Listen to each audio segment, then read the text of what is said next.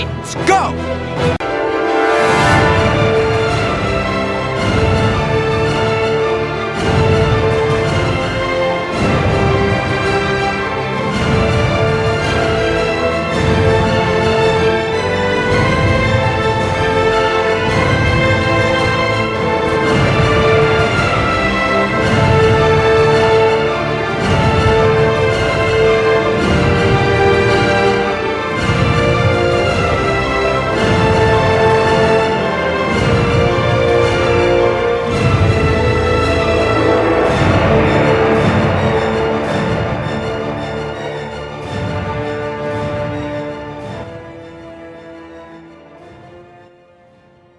Hello, everyone. Welcome back to Titan Talk, the Titans podcast, and occasionally other podcasts. I'm your host, Charles Skaggs, back in Titans Tower, or, well, Doom Manor, I guess, technically still, and joined once again by my wonderful co-host and fellow assembling Avenger, DJ Nick. How are you doing, Nick? Hey, Charles, I'm doing well. Well, hockey-wise, it could be doing better for both of us. The Lightning are in the lead when it comes to Blue Jackets, and the Flyers are in the lead when it comes to the Canadians. So hopefully we can tie up our series and just see what happens. Outside of that, coronavirus-wise, we recently got some news that all discotheques in Italy are officially closed. Ooh. Because people are getting a little bit lively and they're going to discotheques as it is the summer. So people like to dance the night away. Yes. And government came down and said, guys, there ain't no more dancing for the rest of the foreseeable future. So they closed down the discotheques because cases are on the rise. And so hopefully we're trying to stop the bleeding, as it were, before it gets too much. Oh, I'm sorry to hear that. I wasn't aware that your cases were going back up. So unfortunately, yeah. With people traveling because the summer, going on holiday and what have you within the country, is coming back. But it was predictable that there would be a second wave. But it's hopefully we're staunching the bleeding, as it were. Well, we're still waiting to get over our first wave that we never got rid of because we didn't do it right. Fingers crossed, I guess. But But on to more pleasant. Yeah, I know. That takes us down this really dark hole, and I don't want to do that because we got a great Doom Patrol episode to talk about. Indeed, we do. Or down a well, if you will. Ooh, I see what you did there. Very nice, very nice. So yes, here at episode 58, we're going to be talking Dad Patrol. The 8th episode of Doom Patrol Season 2 was transmitted on the internet tubes on July 30th, 2020.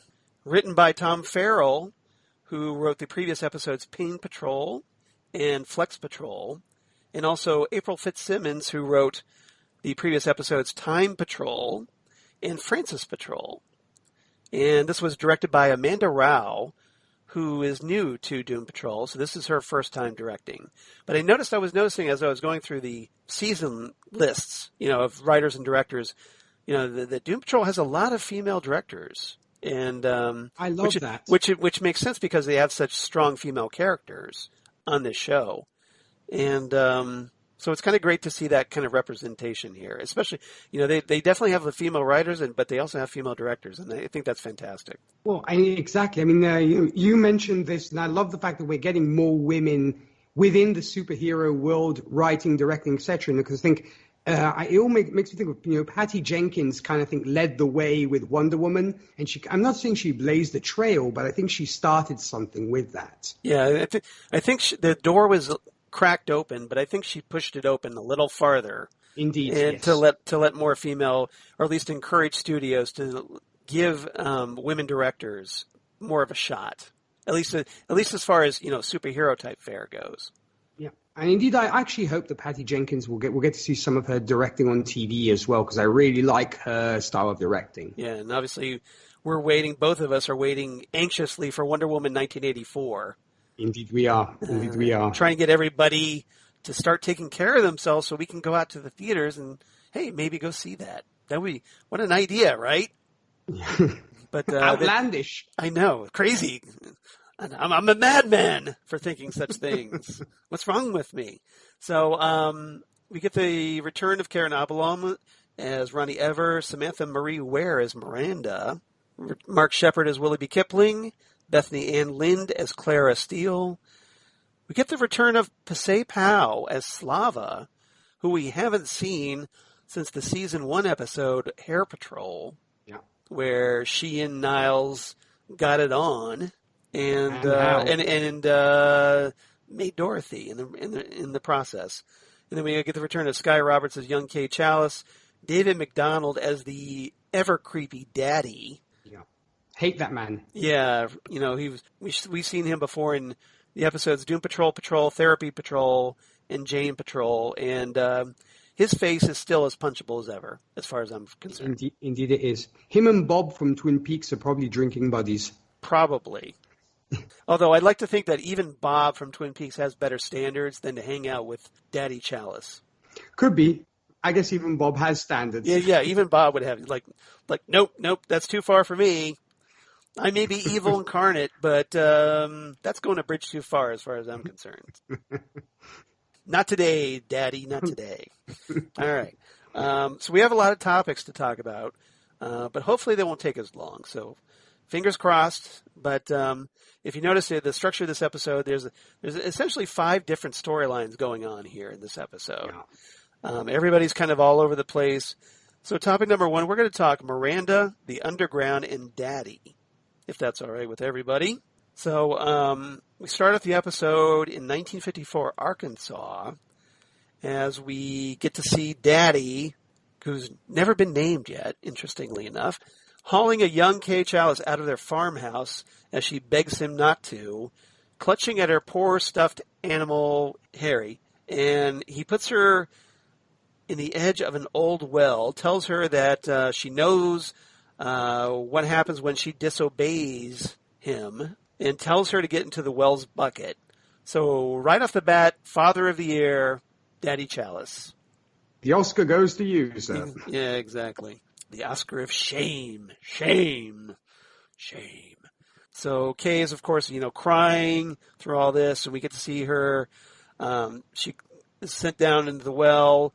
She ends up dropping poor Harry into the water below and tries to reach in and grab it, but Harry sinks below the water. It's because she doesn't know how deep it is, for one.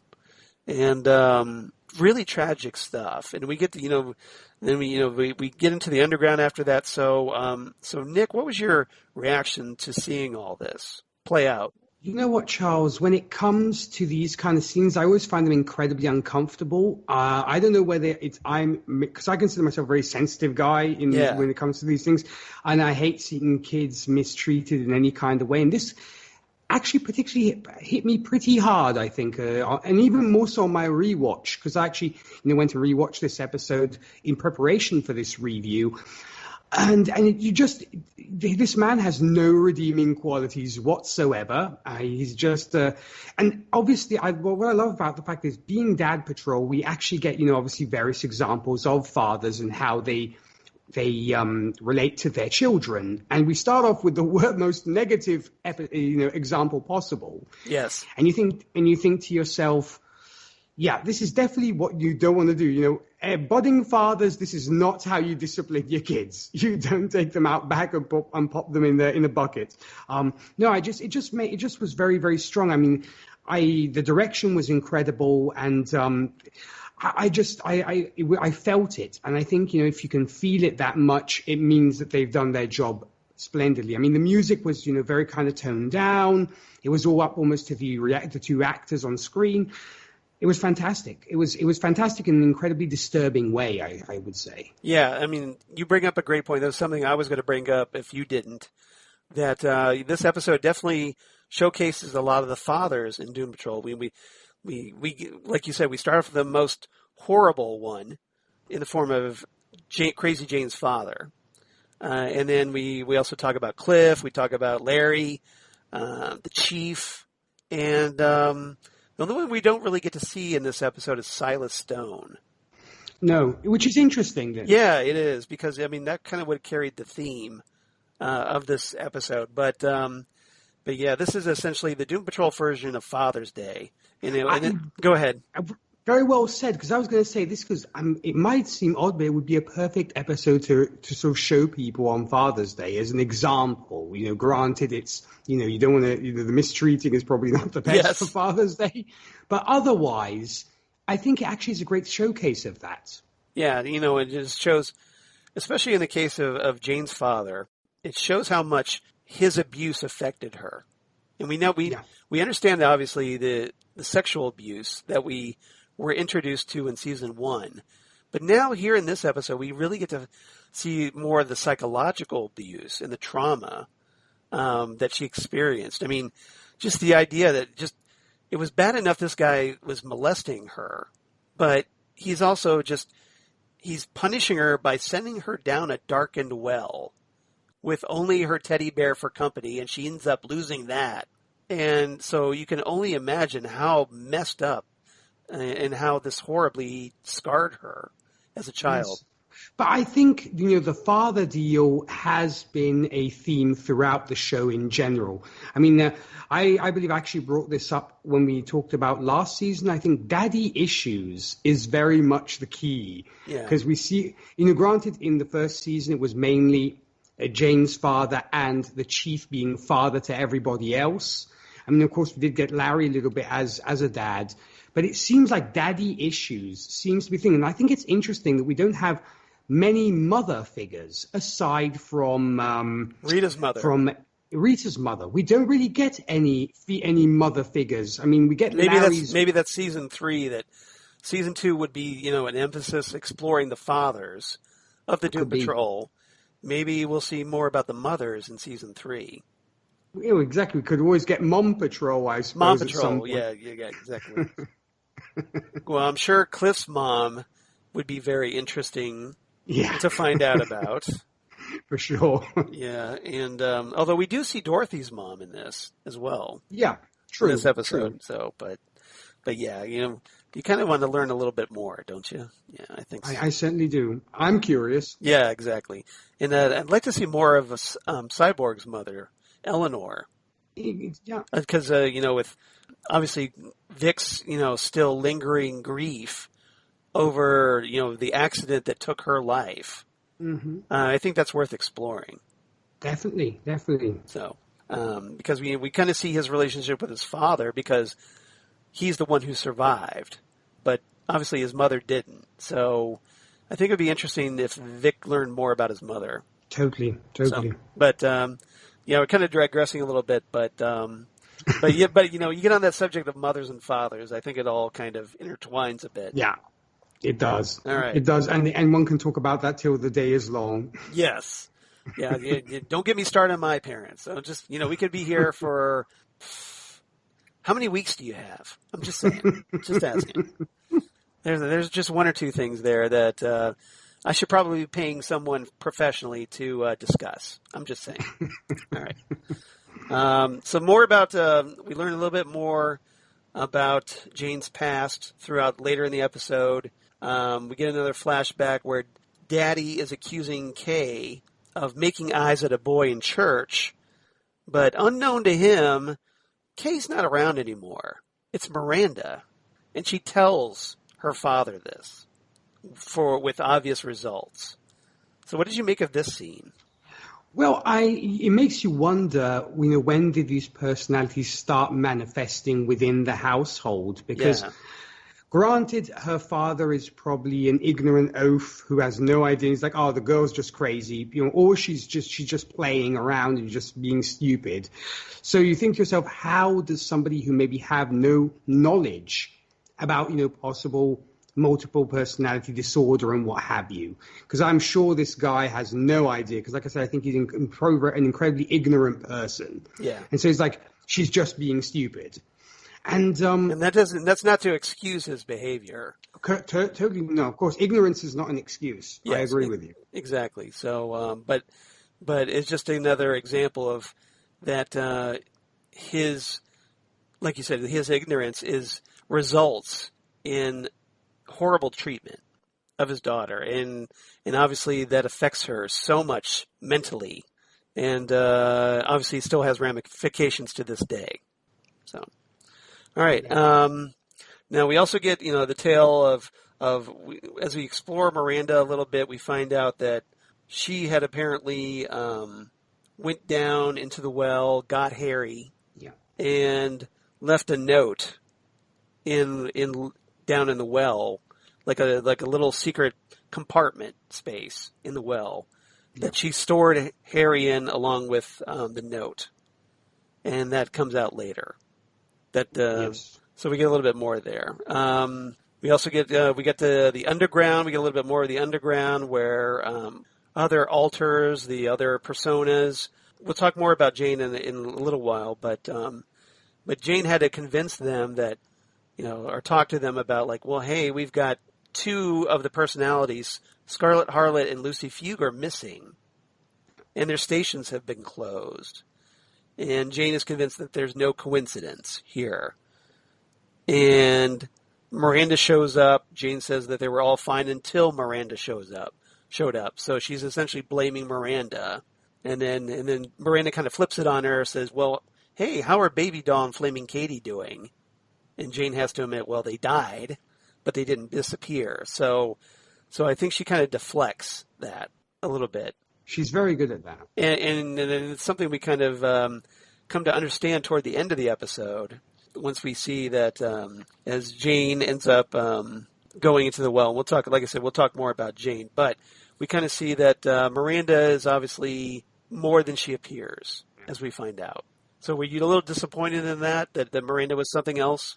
I was going to say, because, last episode I kind of compared her to a flower child, if you will. Yeah. She has kind of become a flower child Manson style. So pretty much one of the members of the family who, of course, that happened during the flower power era. Yeah. So, of course, there was that embracing of that culture. I was like, yeah, she would fit right into the Manson family. She's essentially the Once Upon a Time in Hollywood flower child. Correct. Yes. I couldn't have put it better myself. That's exactly what she is, because she has that vibe about her, because she's all kind of peace and stuff. But at the same time, there is an agenda beneath that. And we see that she's kind of psychotic, maybe slightly, and that all's not well upstairs, as they say, when it comes to Miranda. I mean, because there's evidently something more at play.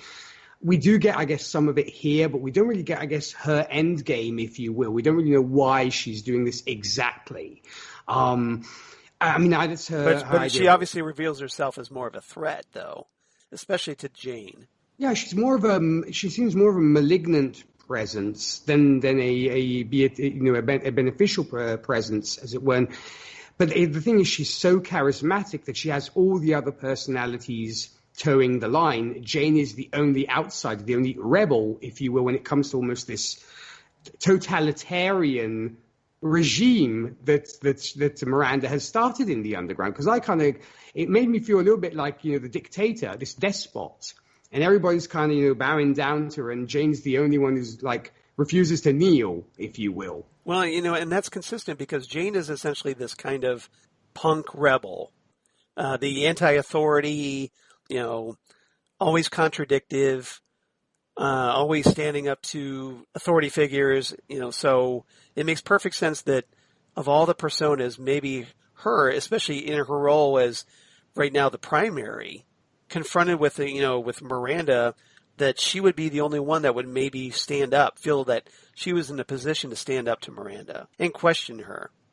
I actually had a question for you, Charles. Okay. I mean, where is Hammerhead in all this? Do you know? We don't know. I mean, we kind of see her kind of just going along with everything, which is surprising, because Hammerhead is kind of the hothead, and but maybe Hammerhead's busy trying to protect Kay right now. Because she could be, I guess, somewhere else. Because you'd think that even Hammerhead herself, she seems to embrace Miranda's agenda as well. But you think, she's almost kind of yells a little bit at Jane when, Jane's like, I don't know what I'm doing and all this kind of thing. And Hammerhead's like, she'll lead the way, let Miranda lead the way. But yeah, I thought it was interesting that we didn't get any sort of comments from Hammerhead when it comes to, because she's usually very vocal. Right, exactly. No, that's a good point. I hadn't considered that. So I think you're onto something. Maybe, I forget, did we see her in the finale? I can't remember. No. I don't think so. I mean, last time we saw her, I believe, was after Baby Doll and Flaming Kitty were killed. Yeah, she was angry about that. Maybe she's just hurt by that or whatever. I'm not sure. Or she's at her station, maybe just kind of Yeah. sulking in her station. We don't know because I actually not see her. That's a good question. Maybe she disappeared. Boom, mystery. Ooh, yeah. Just leave that hanging there. All right. Anything else about these characters before we move on? No, I actually enjoyed it. And I love the fact that, as I said, that there is this, how could we say, like I said, this kind of dictatorship going on in the underground, and that everybody's kind of like sheep. It kind of reminds me of what's going on outside in the real world, Charles. Yeah. Just a little bit, you think, maybe? Yeah. Just a little. Just a little bit. But other than that, I really enjoyed it, yeah. Good. Topic number 2. Let's talk about, of course, Cliff, who struggled really hard to get back to Dew Manor in last episode and was rewarded for once for his struggle because, hey, his daughter's there. So finally, Cliff gets a little love in the karma department, and he has another opportunity to try to patch things up with his daughter. And so he tries to make the most of it here in this episode. He shows her around Dew Manor. And, she's struggling to keep up with him because, hey, she's heavily pregnant. And she still has a few weeks to go, but so she feels like, well, it's, nothing urgent right now that she has to, be bedridden or anything. But she asks if Niles is still there, and Cliff tells her that he's not, and that he can't stand Niles because, hey, Niles threw him out of a spaceship not too long ago. Can't imagine why he'd be holding a grudge about that, but he's not going to let that affect their reunion. So what did you make of Cliff and Clara in this episode as they grew a little closer together in this one?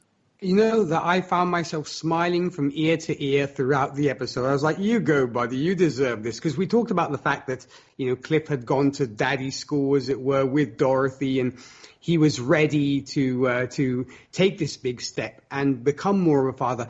And I love the scenes between him and his daughter because you can see he's just so giddy. Yeah. He almost seems more childlike than his own daughter. I mean, he's like kind of, he's very nervous. He has this kind of nervousness about him because, like, here's this and here is that, and, kind of excited. Well, I think that there's anxiousness there because he's so desperate to repair that relationship. Yeah, but no, definitely. But I think it's wonderful. It's so kind of endearing how nervous he is because you can see he's like, I've never seen Cliff so happy. I honestly haven't. And to the point to where... Well, obviously it's kind of hard because, hey, his face doesn't make a grin. So you can never really tell because he's usually just dropping F-bombs every other word. So it's hard to tell when he's actually happy about something. I mean, I think the only time I actually saw him happy or satisfied about something was when he was punching out rats. And I think that was pretty much where he was getting his joy from. And in fact, he even mentions, he's like, there's still some bad blood between me and the rats. I'm like, he's almost tripping over himself when he talks to his daughter because he mentions this kind of stuff. And it's like, I just thought it was so, so sweet. And I was so happy for Cliff. I mean, also, I love the fact that him and his daughter are so alike. It kind of reminded me a little bit of Heatwave and his daughter in Legends of Tomorrow because they kind of have that vibe going on. That's a good comparison because Heatwave had to struggle to establish a relationship with his daughter as well. If you watch that show, and she eventually came around as well. So here I was really glad to see Cliff and Clara kind of bonding at long last. After that horrible incident where Cliff went down to Florida or whatever and showed up at her wedding shower or baby shower, now that here she is in Dew Manor, she seems like she's pretty rapidly come to terms with the fact that, oh hey, my dead father, who I thought was dead for so many years, is now actually 1, alive, and 2, a robot, and she seems to be accepted that at least a little bit. And, she's not running from him. She actively sought him out after his rather horrible answering machine message. Yeah. And So she's making the effort, is what I guess I'm trying to say here. And I was very happy to see that for Cliff's sake. Well, I mean, also kudos to her for being so open-minded, I think. Granted, I think there's open-mindedness on both their parts, because when she comes out to Cliff about being a lesbian and about, marrying her girlfriend, Melissa, I like the fact that even Cliff, he doesn't seem to, it doesn't seem to faze him. He's like, oh, it's a girl, but then he just carries on. So I think he's also open-minded in his own right. And I love the fact that they openly accept each other for who they are. And I thought that was very sweet, because he could have maybe have gone down the road of, I wonder why you like girls, and you should maybe try again with a guy or whatever.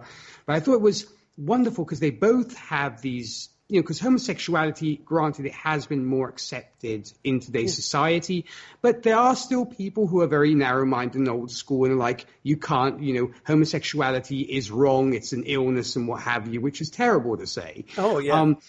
But Cliff is so open-minded in that sense, and I really appreciated that on his part as well.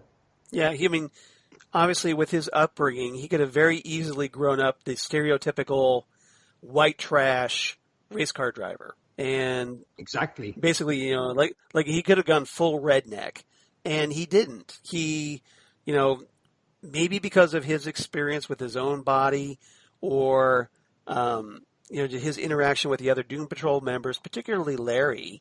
Maybe just that experience has opened his mind up enough to that idea. So, considering he lives with a bandaged guy who has radioactive skin and can manifest a spirit that come out of his body, or a protoplasmic woman who can stretch or alter her shape, or a cyborg, or a woman with like 64 different personalities and each one having a superpower. Yeah. Maybe the idea of his daughter being a lesbian isn't that far-fetched in comparison. Maybe, yeah, it's like, that's all you got for me, really?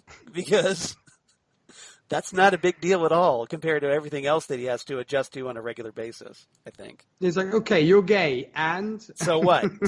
Yes. Is there something else, I should know about, or, But I just love that. Charles, what did you think of the relationship between Cliff and his daughter? Well, I thought, I thought it was very charming. The fact that, even though she's a lesbian, she's pregnant, so obviously she must have been artificially inseminated, presumably. And her and her partner, her wife, are going to be having a baby together, and that's fantastic. Cliff is, and one of my favorite scenes in this episode is when Cliff finds out that he's going to be having a grandson. He's going to be having that he's going to be a grandfather to a boy, and he is so overjoyous about this. He is just it's all he can do to keep from jumping up and down. Oh yeah, he's just so excited about it. Yeah, I love that. So it's just charming as all get out. And another thing that I loved was that thanks to that experience with Dorothy on the moon, I think he's finally started to figure out how to talk to his daughter. And he finally admits that he's stupid and he effed up and he's sorry. He expresses this to her. Something that he should have said from the get-go. And he would have been a lot better off. Very true. Than ranting and raving on top of a truck in front of his daughter's house during her baby shower. And so he's finally able to talk to her. He even cooks for her. He makes her pancakes. And cooks a finger as well in the process. Yeah. And he covers that up rather quickly, like don't pay attention to that. No. Yeah, but he does panic quite a bit during that moment. That was pretty funny. He just pops it away, and it's like, no, nothing. Just had an extra finger there in your whatever he was cooking. It's like, what's that smell? Smells like robber. I don't know. Car thief. It smells like car thief. Burning car thief. I mean, he seems more worried about her obviously seeing the finger when it comes to that than him actually losing possibly the fact of having a finger ever again, because that finger is toast, literally. Yeah, exactly. It's kind of like, like one of those, if you're barbecuing and you're cooking hot dogs on a barbecue grill and one kind of falls down into the flames and you reach, you hurry up to try to salvage it and bring it out and it's burned to a crisp, essentially like that. It's pretty funny. But yeah, it's great. At the end of the episode, we see her driving off after, he's very fatherly to her. He checks her truck and makes sure everything's good there. And, he tells her no matter how she screws up, she's going to do it with eyes wide open. Yeah. And I think you're right. I think that what's interesting is that even though she didn't grow up around her father, she's very much like her father in a lot of ways. Yeah. I mean, they cuss the same. Unless his mom cussed just as much as Cliff does, because I was like, yep, she's your daughter. She's a steal. Because just happily going around F this and F that. I was like, yep, she's your daughter. Exactly. And, as she's leaving, she calls him Dad. So that's a huge breakthrough and gives him a wedding invitation. So Cliff is just like over the moon by this point. And he's like, nothing's going to keep me away. Well, maybe something might. Or will it? Yeah, we'll talk about that next week. But yeah, because I want to see. But you knew as soon as he said that something was going to go sideways, right? He totally jinxed himself. In fact, because I really wanted to see Cliff wearing a tux or something like that, but I don't know if he could ever fit into a tux like that. But maybe it's still in the cards. Maybe for season 3, but here's hoping for Cliff's sake, because I think we do want to see Cliff in a wedding tux. I think that'd be hilarious. Would be, yeah. especially if she lets him give her away at the wedding. To walk her down the aisle. Yeah, I mean, you can't do that in a leather jacket and a t-shirt. I'm sorry. But knowing Cliff, of course, if he did walk her down the aisle, like his legs would freeze up or something, and he'd be like, "Have this, have this, Chief." Oh my! Yes, Robot Man provides us with hours and hours of entertainment. Pretty much. But that's what makes him so great, right? It makes him such a great character. All right. Anything else about Cliff and Clara? No, I just and I love the fact that, as I said, that like you said, when she calls him Dad, he's like kind of yes, kind of thing. Because he's like, I can't believe she called me Dad. It's just, it's beautiful. It's just a beautiful relationship in such a very dark universe. It's nice to have these moments of tenderness. Well, and especially this episode because with the whole thing with Jane's father and what's going on with Dorothy in this episode. I think they needed some humor to balance against this, and because just to offset some of that heaviness, that darkness, to keep you from feeling so depressed about this show, which is typically a fun show.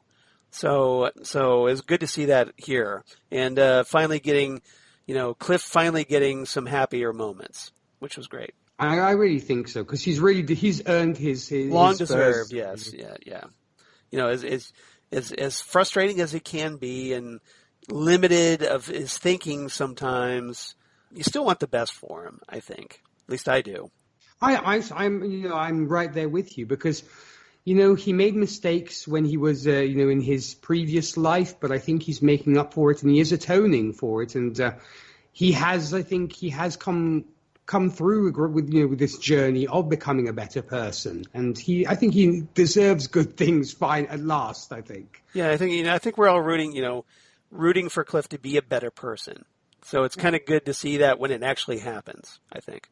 Yeah, I just hope we will get that. They just won't get snatched away from him. Well, it's not going to be that easy, I'm sure. Yes, as we know, there's always that cursed monkey throwing a wrench into the works. So yeah. Or Candlemaker, as it turns out. Topic number 3, let's talk about Larry, Jane, and Paul. We talked a little bit about Jane already, but for probably the first time, we get to really see Larry with Jane in this episode. And I thought that was something we should talk about, especially as we get some more flashbacks with Larry and his son Paul, and learn a little bit more about their relationship as well. So what did you make of Larry getting paired with Jane as Jane makes her quest to go back to the actual well on her family's farm where she was, so horribly traumatized repeatedly. I thought it was maybe almost generous, as it were, on Jane's part to not go to Cliff, because usually it's Cliff and Jane who pair up and go on various adventures and go traipsing around the world. I thought maybe she was almost, this is the way I like to see it, is she's like, let him have some time with his daughter. I'm not going to burden him with my problems. I'll go to somebody else. And hence, she goes to Larry. And it was an interesting pair up, even though we know that Larry is like the Eeyore of the group. And so it's kind of like, it's raining again kind of thing. It's like, okay. And it's negative, man. He's got to live up to his name, right? Yeah, no, definitely. That's why I would love to have seen like a stuffed Eeyore in his room, just as an extra thing. Yes. They should get an Eeyore doll and they should bandage it up and put sunglasses on it. I would love that as a Funko figure or as a plush toy. Yeah. I would get that immediately. But yeah, you mentioned the fact of negative finally. I love that. I see, Funko. If you're listening, you've got a new product to get out there. I just want Doom Patrol Funkos. Period. Where are they? About time. This is their second season. We still don't have Doom Patrol Funkos. What the F? Yeah, and we have the most ridiculous Funkos, like 20 million version of Batman. Give us some Doom Patrol ones already. Right. But yes, that variance rant aside. Yes. Sorry, it just happened. It just stuck in my head. Like, ooh, this is something that's been itching at the back of my skull for quite a while, and it just had to come out. Trust me, Charles, you're not alone, because they have way too many variants of the same characters, and Funko should diversify a little bit more. Just a little bit. I get they concentrate on what sells, but there's a bunch of Funkos that they do release that aren't going to appeal to hardly anybody. So if you're going to make those, why can't you make something that some people might actually buy? I don't know. I don't get it. I don't get their business model sometimes. Since they've done so many different versions, so many different TV shows, you could do Doom Patrol, and it's so sellable. Yeah. Now, if they just don't have the agreement, I understand that, but could be they don't have the licensing. Yeah, agreement. that's what I'm guessing. But I don't know. Just seems like a wasted opportunity to me. But that's just just me, I guess. So we get to, like I said, we get to see Jane with Larry, which I thought was great because we never get to see these two characters interact much. So it was interesting because when Jane shows up, Larry's kind of having some flashbacks about his son. He he's lying on his bed in his room and he sees this model rocket that his son made, and then he looks at the spirit that's glowing in his chest, and he's like, well, wondering if the spirit is the one who put the rocket there for him to see. And then he plays a tape recorder with him and Paul from like way back in the 60s before his accident. Yeah. Well, if Walter Cronkite was a thing, it was definitely way back when. Pretty much. So Walter Cronkite, very famous newsman on CBS from back in the day. He's the one who was essentially, if you look at the old moon landing footage of the news that was going on at the time, Cronkite is very heavily featured, very iconic. As he takes his glasses off during that whole moon landing, so it makes perfect sense to have him be that anchor here, and he's like in that spirit. Paul records with an interview with Larry, and pretending to be Walter Cronkite, so that makes sense, right? And they're talking about it. Well, the son asks him, well, what happens if you make a mistake? And Larry's just like, well, don't worry about that. Sensing his son's fear, like, my flight crew knows what they're doing. We won't make a mistake. Trying to reassure his son indirectly. True. It's very, because talks about math and numbers. They don't lie. That kind of thing. Yeah. It's obviously then, hindsight is 20/20. It makes you wonder whether there's some underlying insecurity on Larry's part, that there might be something like, kid, I might be anxious about this. Please don't remind me, because I'm kind of anxious about it myself. And maybe he's trying to reassure himself about it. And obviously we know that it goes awry. But it could be that. I love that relationship because there Larry's actually being a great dad. Yeah. With He's not being the dad that made fun of his son's model rocket and said it was imperfect, like it wasn't exactly perfect, that kind of thing. He's actually being great with him. He's playing along with the whole Cronkite thing and even addressing him as like, well, Mr. Cronkite, kind of thing. He's going along with it, yeah. And he's buying into it. And he completely. shows his son the stars, and it's a really great moment. It's like, why weren't you a dad like this the whole time? But I guess, he had his own issues going on between his lover and, the wedding, the marriage with his wife not being idyllic. So, because of his repressed sexuality. Yeah, exactly. So there were other things at play. I actually wanted to go back, Charles, to what you mentioned about us seeing under the bandages for the first time, because I believe this is the first time we see under the bandages when it comes to Negative Man, or not. I can't remember. I thought we'd seen them once in season 1, like right after, I think it was during the flashbacks maybe of Larry's accident. Because I kept wondering to myself, will we during season 2? Because either it's my mind that's a blank. Because when he was locked up in that lead-lined room, I think. Right. No, because we always see it obviously with in the opening credits, we see kind of the skull under the bandages, as it were. And so I kept thinking to myself, have we ever seen Negative Man under the bandages? Because I was hoping to see this kind of ashen skull, if you will. Yeah. And it was, the makeup was cool. I liked it, but it seemed a bit weird, if you will, because I thought it would have been nice to kind of have more of a skeletal kind of thing, but it would have been probably hard for makeup to do. Were you happy with the makeup when it came to that stuff? Well, I know that's one of the things that in the comics, they've kind of revealed that Negative Man essentially looks kind of like this glowing skeleton under the bandages. So, but I think the reason they did it this way was basically did it like more like a radioactive burn, with his melted skin. Loss of hair or whatnot. And I think the reason they did that was so that they could show Matt Bomer underneath. Of course. Because, and a credit to Matt Bomer, because let's face it, Matt Bomer is a really good looking guy. He is, yeah. And so when a really good looking guy is willing to make himself up so disfigured and whatnot, I got to give credit here because he's obviously committing to the role, And like Charlize Theron in Monster. Yeah, exactly. That's a perfect example. A stunning woman like Charlize Theron, made up to look like Eileen Wuornos. You never saw that coming. So, yeah. But it just shows, some actors are very, willing to go that extra mile for their part and their role. So I got to give credit to Bomer for this because.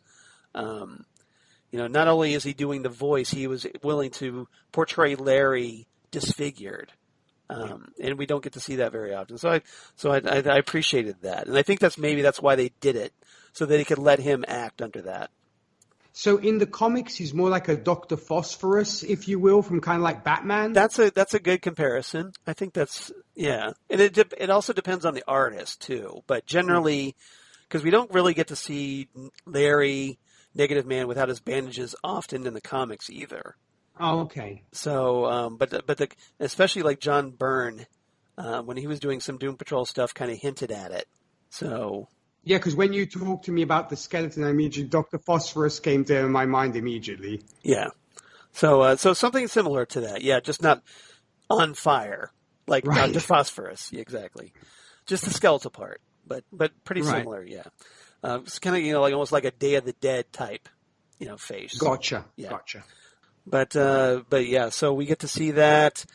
Jane shows up and she's basically tells him, look, sorry if you're busy talking to your spirit or what, but I got this thing in Arkansas. Do you want to come along? And no. She doesn't really ask him. She just more tells him. Yeah, she's kind of like, get your stupid bandages on and we're going to Arkansas. Yeah, that's it. And yeah, just like you're doing this, whether you want to or not, okay? Because probably she figured that Larry was going to protest, so she had to probably take a tougher hand with him, I think. Yeah. But he's so beaten down, he'll probably take anything at this point. Yeah, he's, like you said, he's Eeyore. He's, I'm trying to think of another example of just this downy like a Debbie Downer type personality. Yeah. So they go out to Arkansas. They can only go so far using Flit, because apparently Flit doesn't want to get anywhere near that farmhouse.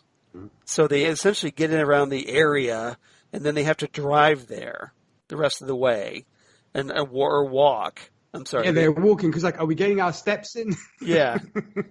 So you kind of wonder, well, why didn't you just get steal a car or something to drive the rest of the way? But anyway, so they end up walking the whole way, or the rest of the way, and Jane talks about how scared she is, or because Kay lost something there. She insists she has to get it back. She doesn't tell Larry exactly what it is, but she's very insistent about it, and she feels like she needs to make herself useful, because if she doesn't, she kind of wonders if there's any need for her. So she's essentially, look, I got to do this to prove my worth, because otherwise, I may just fade away, and I don't want to fade away. Yeah, because she's kind of seen, that apparently, the way Miranda is selling it is, that the little girl's doing house cleaning, mm-hmm. and these personalities gradually disappearing. And as they say, it's like in a company, nobody is indispensable. She's trying to make herself indispensable. You need me, you can't kick me out because I can do stuff. So it kind of gave me that idea of a big major company kind of firing people, and she's almost kind of scrambling to make sure she doesn't get fired, and show that she is needed within the company, as it were, that is the underground. Yeah. So they get to the well, and Jane takes the cover off and tells Larry, look, okay, you're going to hold the rope while I go down in there. And still at this point, Larry has no idea what she's after, why she's doing this. He must be very bewildered at this point. Bewildered or just bored? I don't know, because it's he's not asking questions. You think he'd be asking more questions like, what is the deal? What are you after? But he's just bored is. I guess I'm doing this now. And whatever. Yeah, whatever. I'll just do what I'm told. So she goes down in there. She finds the note that Miranda left, and in the note, Miranda says that she's going to do everything in her power to make sure Kay is all right. She doesn't need anyone but the other personalities. So we see Miranda climbing up the bucket rope, and essentially we get to go back to the underground where Jane confronts Miranda, and they basically say that Jane realizes that Miranda was strong and feels like maybe she's, this is finally the point where Jane accepts that maybe Miranda should be the primary personality. So she gives Miranda Harry, the bear, to give to Kay, and she apologizes for ever doubting Miranda and says, okay, you're in charge, I'm okay with that. Miranda says, well, I'm glad we're finally on the same page, and then she throws Harry back into the well, and then shoves Jane in the well. So what did you make of that, that double turn, or that twist there? That wasn't really a twist. Yeah, but I was like, whoa, dude, because, as you mentioned, Jane seems to suddenly have this admiration for Miranda, because she's like, you were the strong one. I respect you. I had this all wrong. You're a great person. You're a fighter for the little girl. And then this, and yeah, Miranda basically reveals her true colors. And you think to yourself, wow, I was just blown away. I was like, I did not see that coming. Well, especially, because they went through so much to show Jane being resistant to Miranda and skeptical of her. And then finally, when she gets it, she finally gets won over. It's like, okay, I'm on board. And then, of course, that's the moment that Miranda betrays her. Yeah.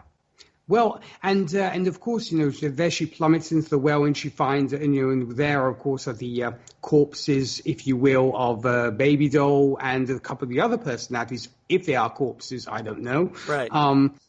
But yeah, I was just blown away, because I was like, so once again, the question is raised is, what is Miranda's end game? Does she see Jane as competition and is literally eliminating the competition? I think so. I think so. So you think it's Miranda eliminating the competition? Yeah, I think Miranda is trying to reestablish herself as primary, doesn't need Jane around to be a potential threat or to challenge her authority. And so that's why she's progressively doing away with the various personalities. Or like maybe that's why she's doing that, to get rid of any potential threats. Like some of the stronger personalities she's getting rid of. True. Unless she ends up with, because she wants to be primary in everything. And so I suppose she sees enemies everywhere. And it's like, I don't want you around, boom. And I was blown away. It was quite a twist. I mean, did you see this coming, Charles? I was suspicious of, I didn't know exactly what was going to happen, but I had a feeling that something was going to happen, because just, the way Miranda has been introduced and her whole serenity, sense of serenity, that it just made me suspicious. And that coming from someone like Jane, that all of a sudden, especially after the explanation that we were given, that she threw herself into the well, and now all of a sudden she's back. There's no explanation of how she's back, for one. And so now we're just going to be like, oh, everybody's supposed to fall in line behind Miranda all of a sudden.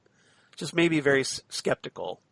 It does raise a lot of questions, which I hope we'll have answers to. Yeah, maybe a while before we get those answers, but for right now, anyway, we just have Jane floating around in the well, and next to Baby Doll and a couple of others. I think Scarlet Harlot's in there. Yeah, probably Flaming Katie, and so probably not flaming anymore.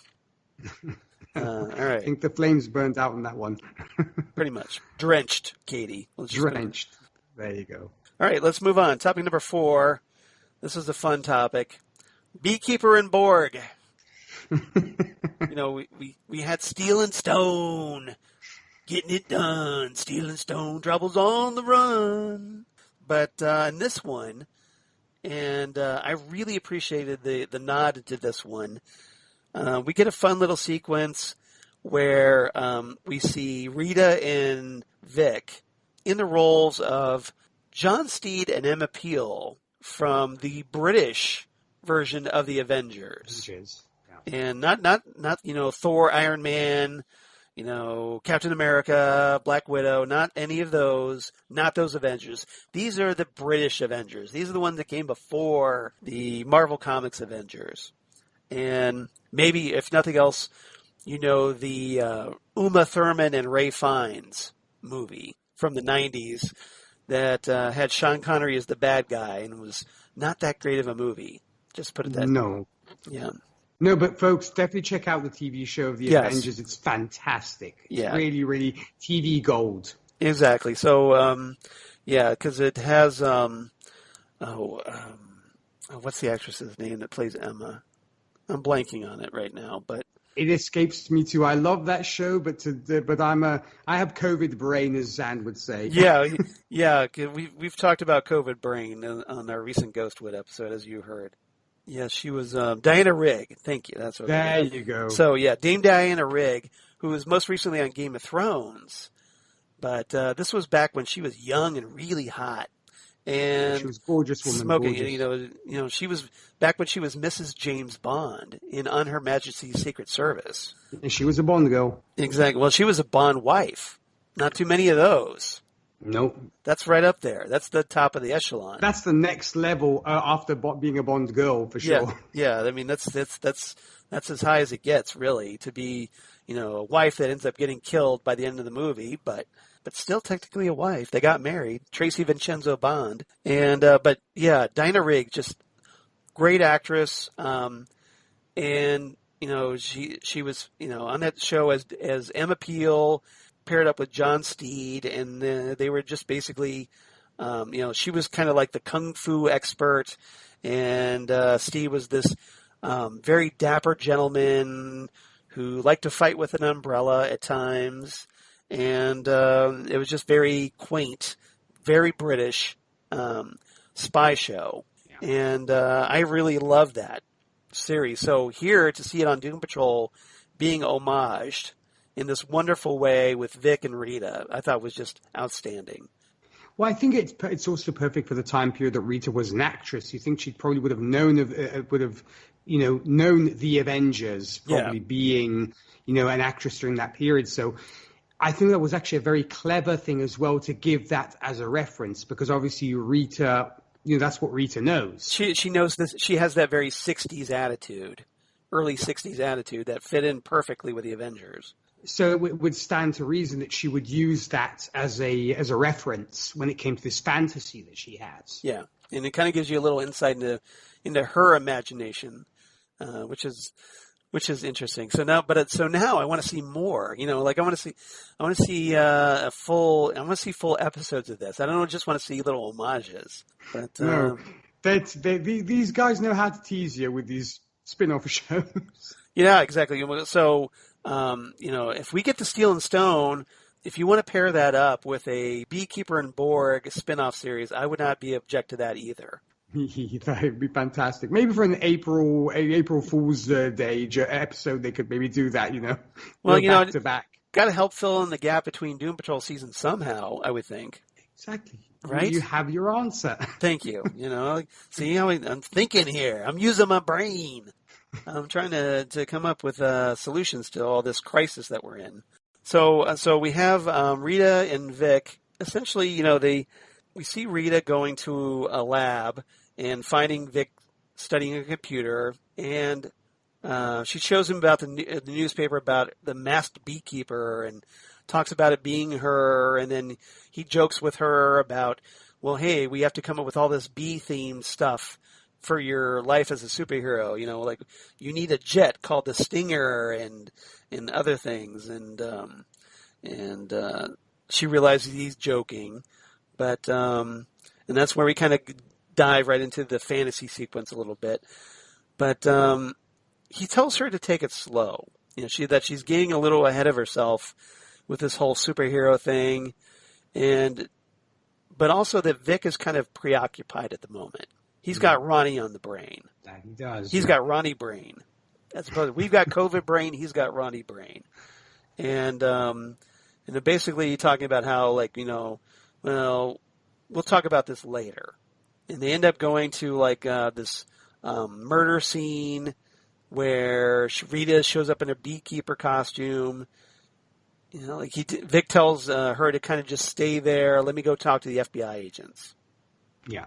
And I love that. Yeah. So what did you make of that scene where essentially Vic ghosts Rita right there at the murder scene and takes off without her, leaving her there? Well, I mean, because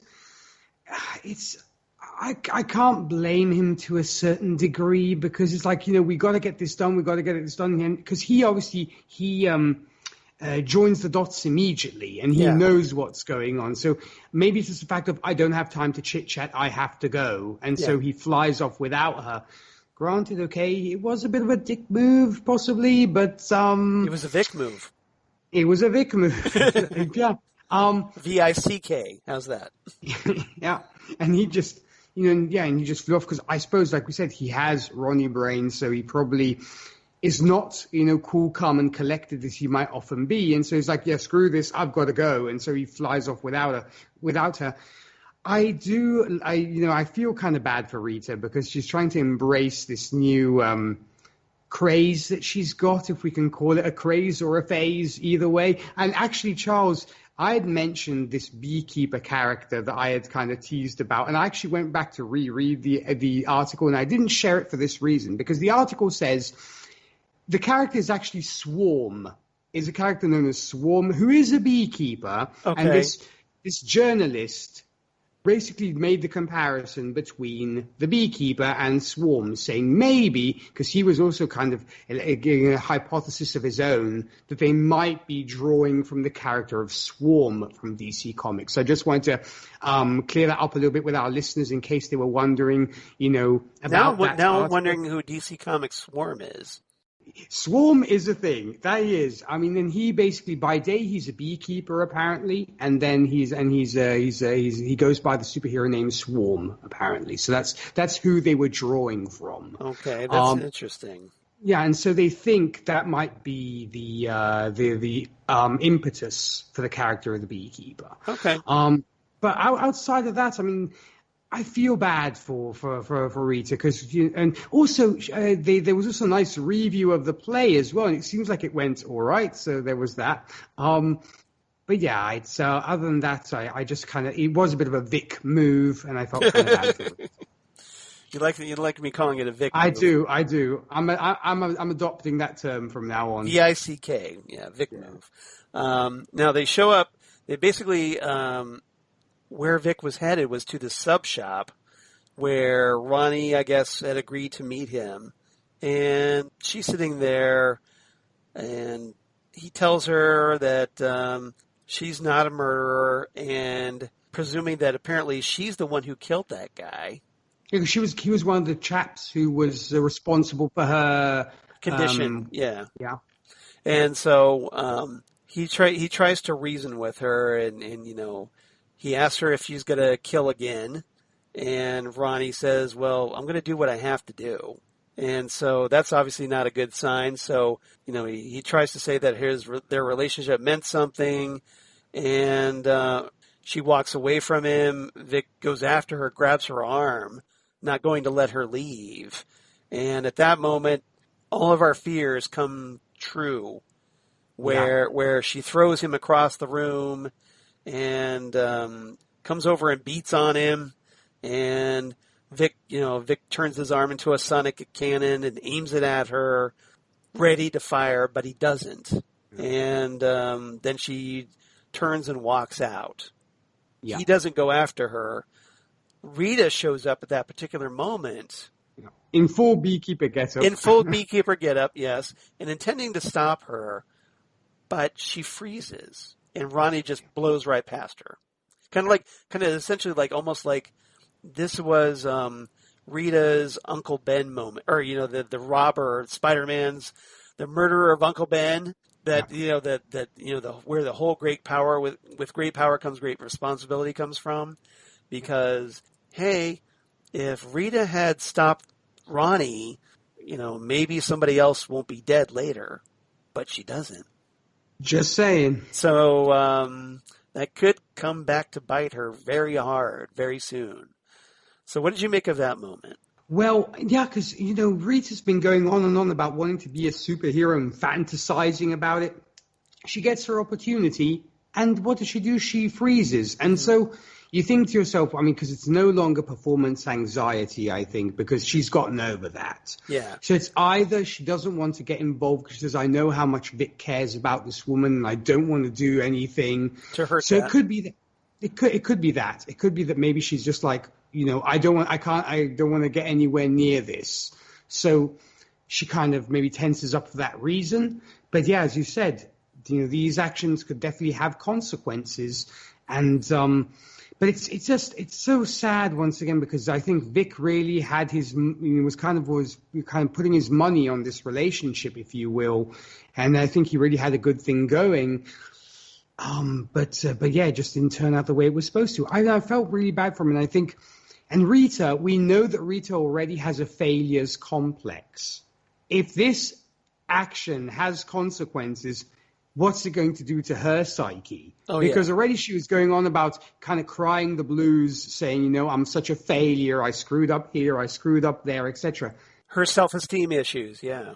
Yeah, and this is going to be the nth time that she screws up, in inverted commas. So, and especially what happens if Roni does, like I said, goes out and murders somebody. It's on her. It's on her after Rita could have stopped her.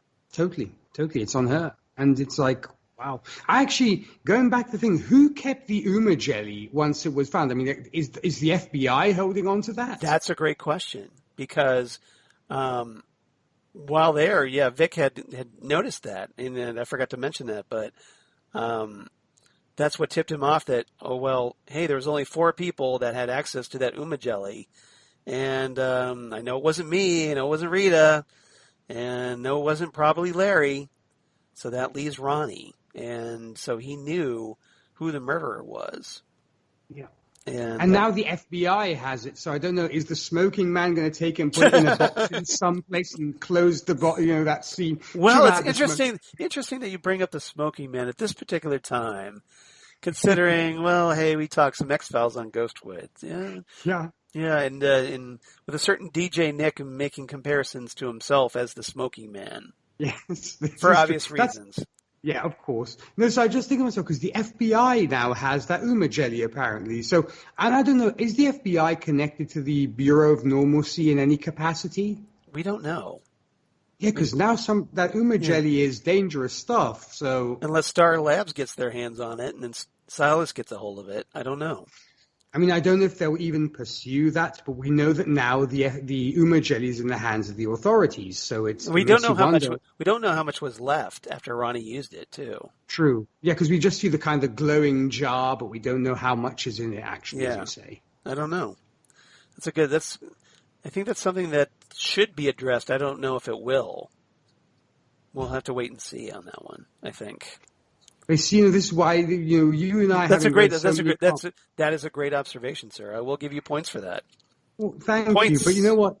Thank you. But you know what? You and I, having read so many comics and knowing all this stuff, it's the little things that sometimes then crop up later. So yeah, or I wonder. Or it's just something there hanging that maybe another writer will pick up on. We'll see. I hope so. We'll see. All right.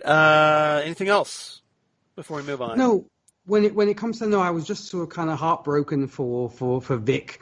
I mean, while Cliff was enjoying, this moment of elation, Vic has this kind of come down on him, so I felt kind of bad. And I wonder how Rita's then going to explain to Vic, I'm sorry I froze up. They're going to have that conversation. Yeah, we talked about, over the course of talking season 2, how we were worried that Vic was going to get burned by Roni, especially once I made that comparison to Roni Evers, the comic book counterpart, that had been a friend to Vic and then ultimately betrayed him. So I kind of wondered if something similar would have happened with this female version, Roni Evers. And lo and behold, you were right. But it seems like she's going after her, as Magneto would say in First Class, I'm Frankenstein's monster, I'm looking for my creator. Right. And then maybe she's going on that same path of just wanting to avenge. Yeah. But still, that doesn't justify it. You can't just murder people. I was going to say, she's murdering people, so she's going to have to answer for that, presumably.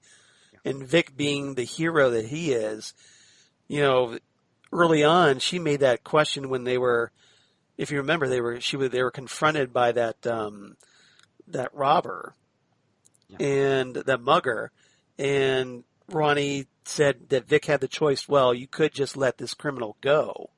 So now, presumably, Vic will have to make the choice of whether he lets Roni go. Right. And also, it goes against, almost Roni's creed, because she's like, you shouldn't judge people on the last thing they've done. She's kind of going against her own life lessons, if you will. Well, I'm sure, it all, whatever suits her particular mood at a particular time, I guess. It's all right. Her own self-interest, I guess. Yeah. All right. Yeah. Topic number 5. Let's talk about the Chief, Dorothy, the Candlemaker, and a certain Willoughby Kipling. Yeah. And who gets a little moment with the Knights Templar. I was so happy we got to see the Knights Templar at last. Yeah, so there's basically, we might as well talk about it just really quickly, because we get to see them questioning a guinea pig that's kind of inside a pentagram. Yeah. And the guinea pigs say that there are whispers of a cataclysmic event coming. The knights whisper among themselves, and so I thought that was pretty good. So yeah. It was great. It was great. I was just hoping that Azrael might have made an appearance, but, we can't have everything. No. Maybe, maybe he'll get his own HBO Max series. Who knows? I hope so. Yeah, because I know you're a big Azrael fan. I love Azrael. Yeah, big fan. But I'm guessing this is a different sect of the Knights Templar. I'm guessing. This is the Doom Patrol version. So yeah, exactly. It's not the Order of Saint Dumas from No. This is not the Order of Saint Dumas. This is the the Knights Templar that interrogate guinea pigs in pentagrams. So yeah. So take that for what you will. All right. So we pick up with Niles and Dorothy, who are apparently out for a little daddy-daughter day. Yeah. And they stop off at a convenience store / food mart / gas station. And the chief is refusing to tell Dorothy where they're going. All he wants to do is, it's a surprise for her. And so he sends her in for some chocolate bars, which is a nice nod to the comics, because the chief in the comics, at least in Grant Morrison's run, is a serious chocoholic. Dark chocolate? Does he explain that he loves dark chocolate? He is addicted to it, literally. Wow. So, yeah. People do cocaine. Essentially, that's what the chief does with chocolate bars. He's pretty into it. So, but he's offering to basically do whatever she wants. So Dorothy goes in while the chief's pumping the gas, and Niles gets a call from Kipling on a candy bar phone, of all things. Yeah. It looks like a Reese's Pieces kind of thing. Pretty much. Yeah, he kind of breaks it apart and holds it up to his ears and his mouth, and so Kipling tells him that he's got the tribal curse under control. He wonders if Niles has, quote, lost the plot. And Niles insists that he's got everything under control, but he warns that the prehistoric creature will rip them to shreds if Dorothy gets any older, matures. And Kipling wants to move up their plans, but Niles just wants to put off just a little while longer so he can have time to say goodbye to his daughter, which is understandable. Totally. Because we know that he does care about Dorothy, even if he goes about it as a really bad way sometimes. Yeah, misguided, I guess we could say. But Kipling is just like, okay, let's just take her off the board now. He doesn't care about her at all, I don't think. I mean, because he looks at it almost as in a cold, surgical way, as, she's a threat, get rid of her, kind of thing. And he doesn't, because he doesn't have the attachment that Niles has. So it's kind of easy for him to say, I suppose. Pretty much, yeah, say. Exactly. Now, Dorothy goes inside and has a very traumatic moment for a young girl, an ordinary young girl, because she gets her first period. She menstruates for the first time. And thankfully, though, she had a very considerate female clerk helping her with that. But essentially, this is revealing that Dorothy is getting older, maturing. Yep. And so that clock, that very dangerous ticking clock is happening here. So thankfully, with the help of the clerk, Dorothy is able to address her needs as needed without going into details about that. Goes back out, having changed out of her dress into pants. Yeah. The chief apparently not noticing this. Well, he does, but she's very clever at deflecting. He's like, "Oh, here's your chocolate." He's like, "Weren't you wearing?" He's like, "Here's your chocolate." And he's like, good, clever, Dorothy. Yeah, well, get him fix it. Like I said, he's addicted. So you get him kind of dangling those shiny keys in the middle and distracting him. So he basically says, whatever she wants to do. So she sees a sign for an amusement park, for a carnival going on, a street fair. And so she wants to do that. So that's what they're going to do. And so they go to this carnival, and it basically you get little bits of Dorothy having a very nice time with her father, but Niles is having some problems in the process. So what did you make of that whole carnival sequence? Well, I thought it was curious that we started the season in a carnival of sorts, because that's where Dorothy was. She was kind of imprisoned in this sideshow, and I thought it was a curious choice on her part that she would want to go back to a carnival to have fun. Granted, first time she was kind of imprisoned, here she's a free person, but I thought it was curious that it's come full circle. It started in a carnival. It's going to end in a carnival because obviously this is the penultimate episode before our finale. So, yes. But yeah, it was lovely to see Niles so fatherly and so wonderful to her. But at the same time, it's kind of like the prisoner's last meal because he knows that they're coming towards the end of their relationship. And so obviously he wants it to be as painless as possible. I appreciate that. But it's like he even says, I don't know whether he says or she says, we should have done this sooner.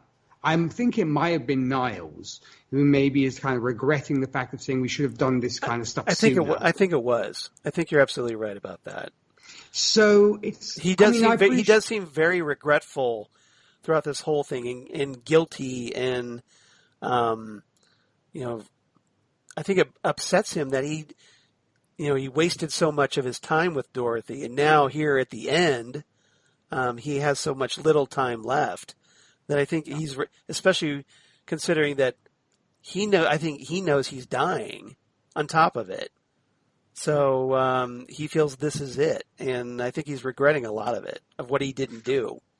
He is, and I think, as I said, the problem is just that it is kind of a prisoner's last meal, and that's why I enjoyed it, but at the same time I was like, you're kind of just softening the blow for her at this point. So it was great to see them so happy, but it's like you should have done this way, way sooner than that. And you shouldn't, it's like you waited till it got to this point to give her Dorothy Day. So it did seem a little late for that, though I did appreciate the time they had together for sure. I guess it's a better late than never thing, maybe, but totally, yeah. But I did actually have a question for you, sure. Charles. I don't not to enter into too much detail when it came to obviously Dorothy having her period, but how in the world did the shopkeeper know she was having a period? Because she just goes into the bathroom and knows she's in the bathroom, and that's pretty much it. Well, she did look under the stall. And she so she did see the blood. The bloody underwear, I think. Yeah. Oh, okay. So, I was like, wow, she's like, I don't know, just one clever shopkeeper there. Yeah.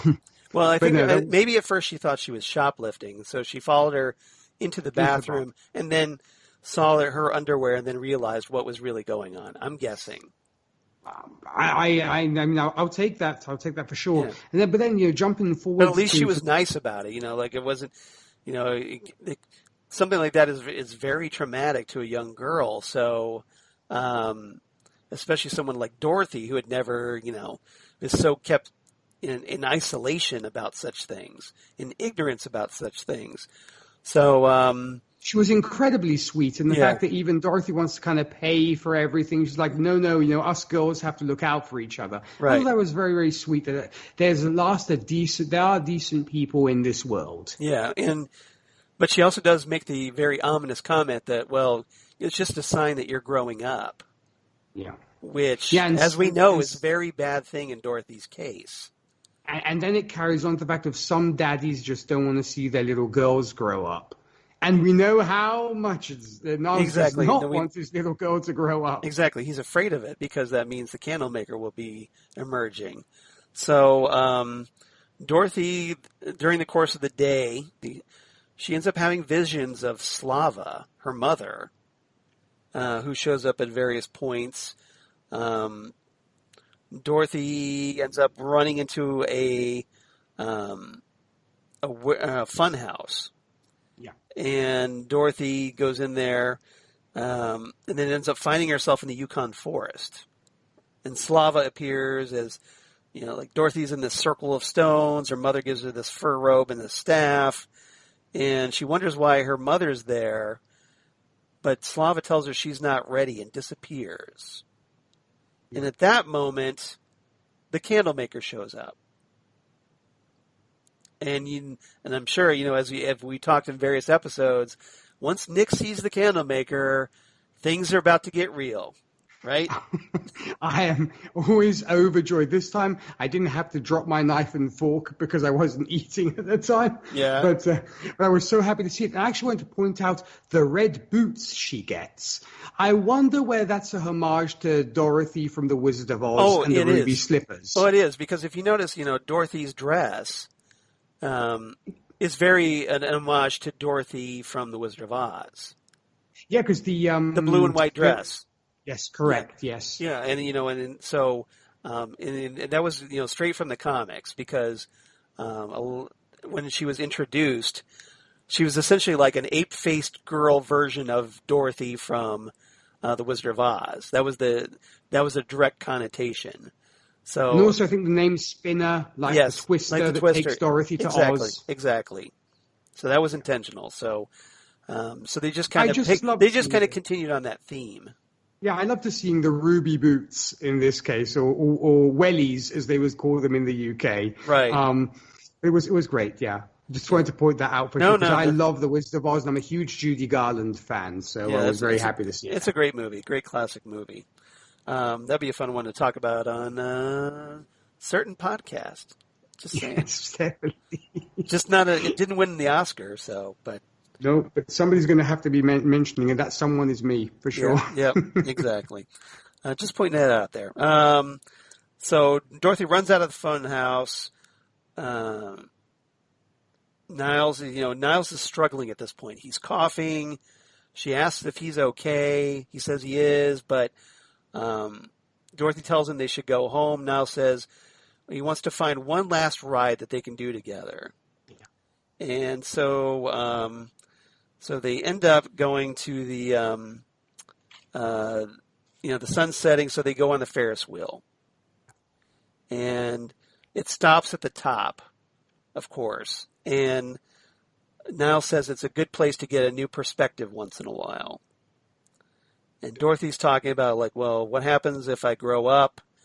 And Niles starts to answer her, but then starts choking. Yeah. And he assures Dorothy that she'll never have to worry about him. She's this wonderful, sweet girl, and nothing will ever change that. And Dorothy tells him that this is like the best day ever. And this is where Niles wishes that he had done it sooner.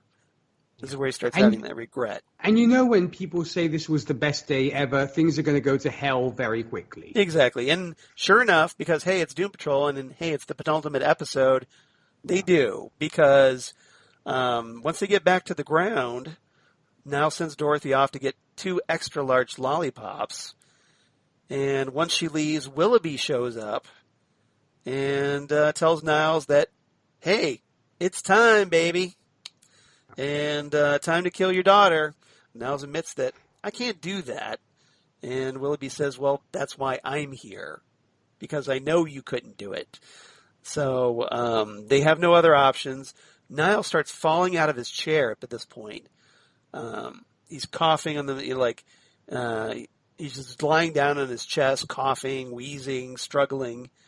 Willoughby helps him back up, and then we see a clown statue start to melt in a pool of blood and wax. So you know what that means. Dun, dun, dun. Dun, dun, dun. So Willoughby tells Niles at this moment that Dorothy has apparently grown up, which Niles should have figured out by now. Maybe he did and just didn't say.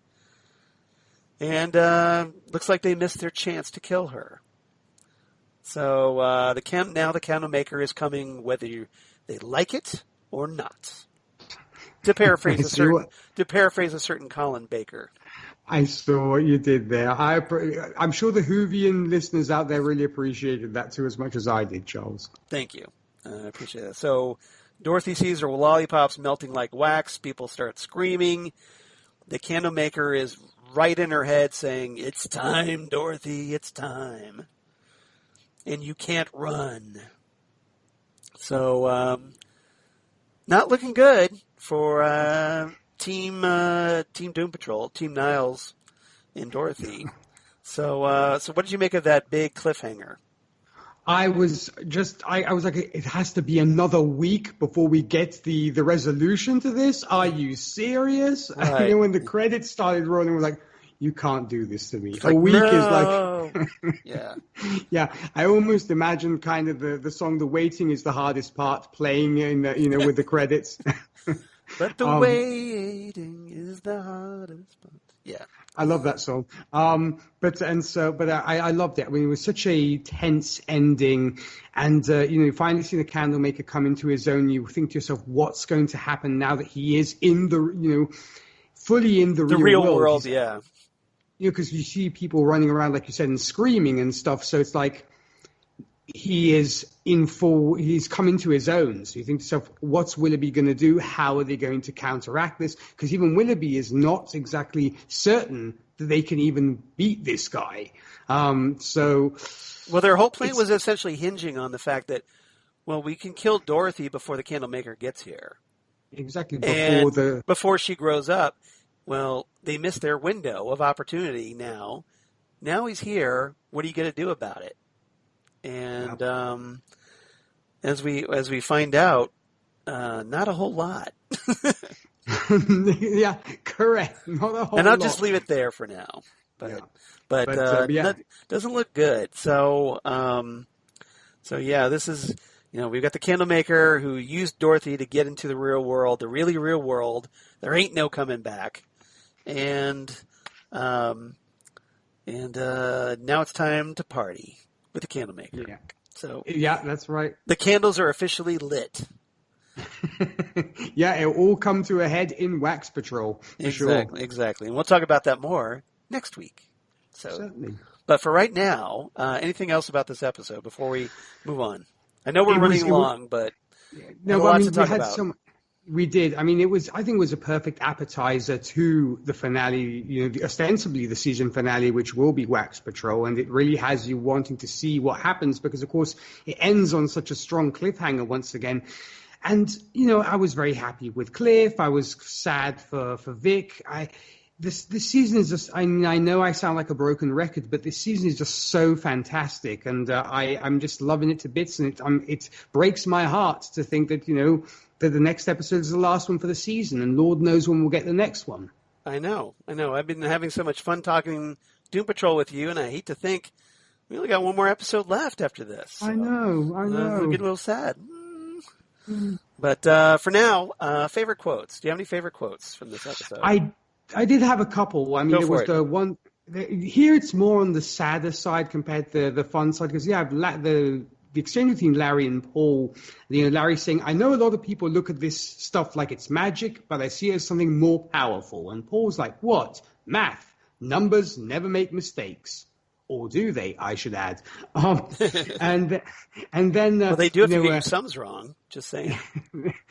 We forgot to carry the one. Naughty. And then also Cliff to his daughter, I really like this one as well. It's like, okay, here's the deal. If you're pissed as hell and you want to run, stay. So that was great. That was a good line. And then the other one from Miranda to Jane, I believe it was, is, I know doom and gloom is kind of your whole vibe, but it's a little tragic when you can't see hope staring you right in the face.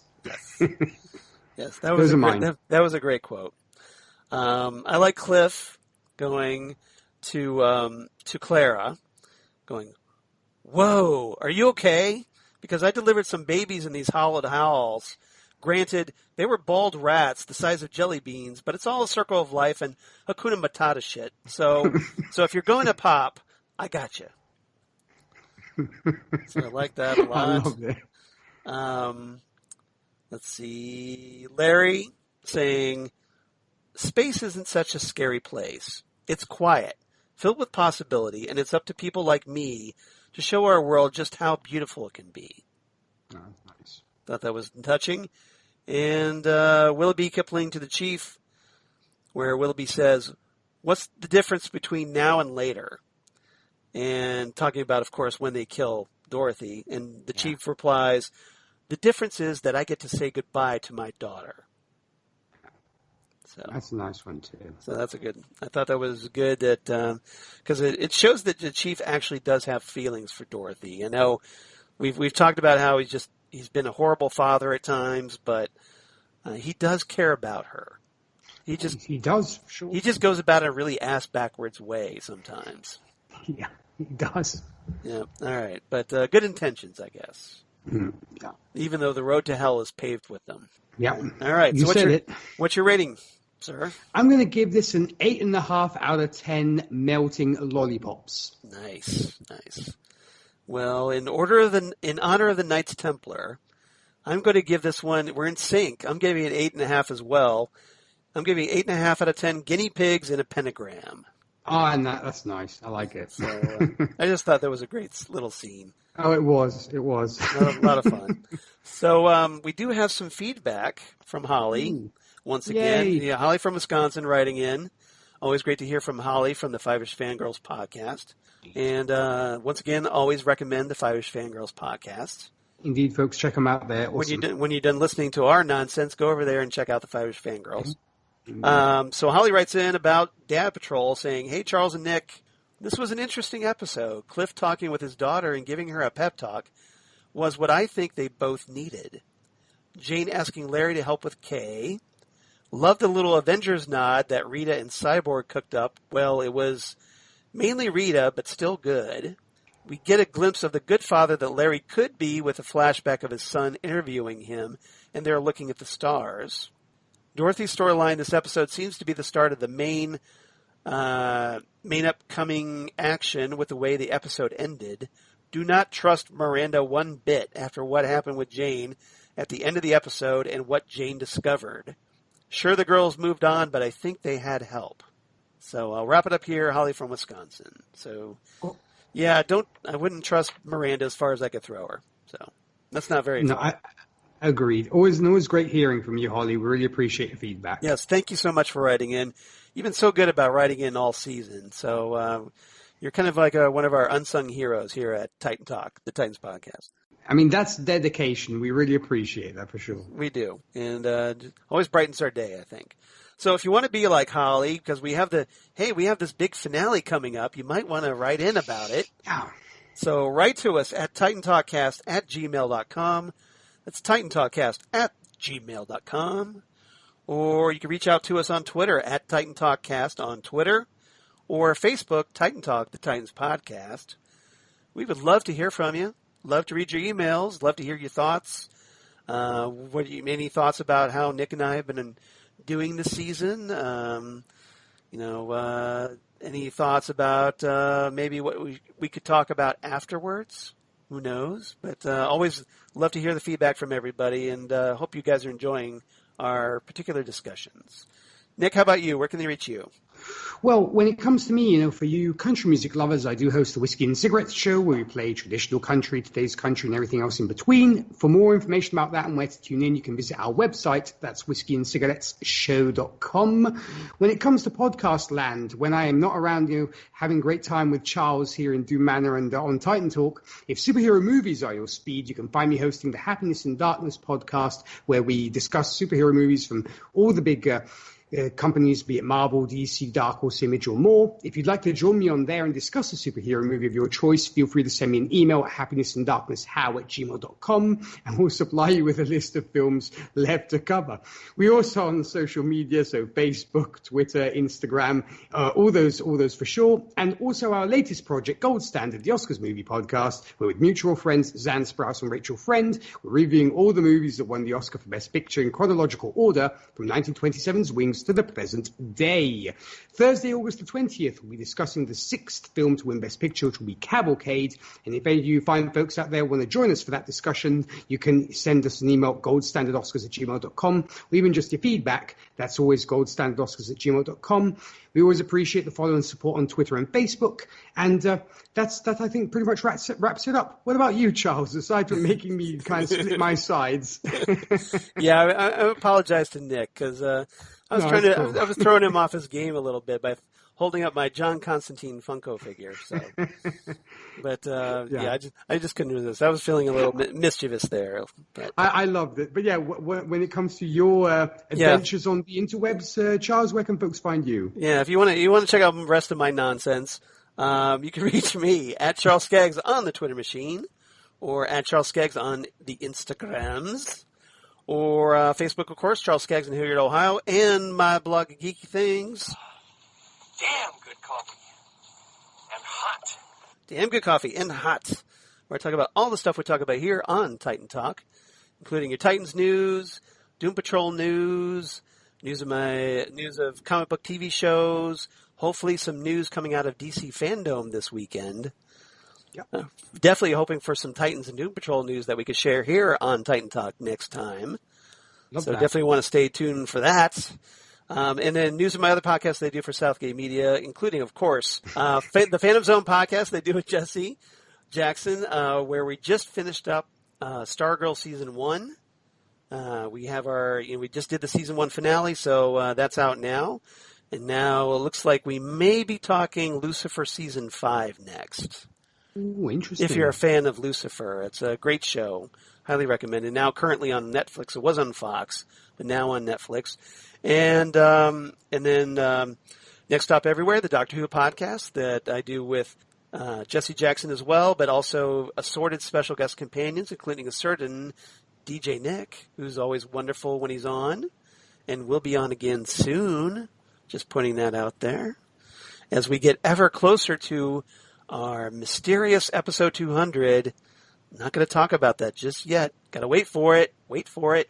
And then lastly, of course, Ghost with the Twin Peaks podcast. They do with Zan Sprouse, Nick's co-host on Gold Standard, the Oscars podcast, where we talk all things Twin Peaks, David Lynch, and currently just recently started the first of what is going to be 6 episodes as we go back to the classic sci-fi series, The X-Files, starring, of course, David Duchovny, who is a Twin Peaks actor, and Gillian Anderson as Special Agents Fox Mulder and Dana Scully.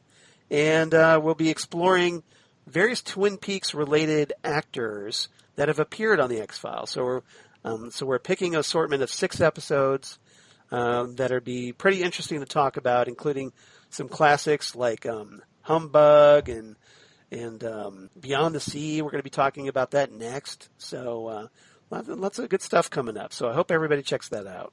I would definitely, I would say, folks, if you're not checking those podcasts out, woe betide you, because they're fantastic, fantastic podcasts. We try our best, we just do our little show and hope everybody likes it. So, but of course, Zan's just always entertaining to listen to, if nothing else. So, if not for me, check it out for her. Okay, she's great. She's fantastic. So, everybody, thank you so much for listening to us. I know we ran long, but we had a lot to talk about, and we just had a lot of fun. At least I did talking this Doom Patrol episode. So, next time on Titan Talk, here at episode 59, we've reached the finale, and we'll be talking Wax Patrol, the Doom Patrol Season 2 finale, and this will, we're coming to the end of our particular Odyssey, Nick, so hope you're ready to wrap things up next week. I will do my best. It's going to be tough, but I'm going to do my best. And once again, I'm so regretting the fact that it was a truncated season, because it would have been 10 episodes and not 9, but, those are the breaks, as it were. Yeah, sadly, life is what happens when the COVID-19 has other plans, apparently. Yeah. And sadly, Doom Patrol fell victim to this as well, having lost an episode, because, a lot of fans were disappointed that, hey, we were only going to get 10 episodes, and then we lose another one on top of it. So, a little disappointing, but hopefully we'll make up that episode in a Season 3, which, fingers crossed, hopefully is going to get announced at least in this weekend at DC Fandom. So everybody keep your fingers crossed and hope for that Season 3 announcement. I know I am, because I want some more Doom Patrol. You and me both, Charles. You and me both. All right. So everybody, thanks again for listening. Come on back. Episode 59, Wax Patrol, Doom Patrol Season 2 finale. I don't think I have to talk more about it. So everybody, thanks again, and we'll see you next time right here on Titan Talk, the Titans podcast. Goodbye, everybody. Ciao.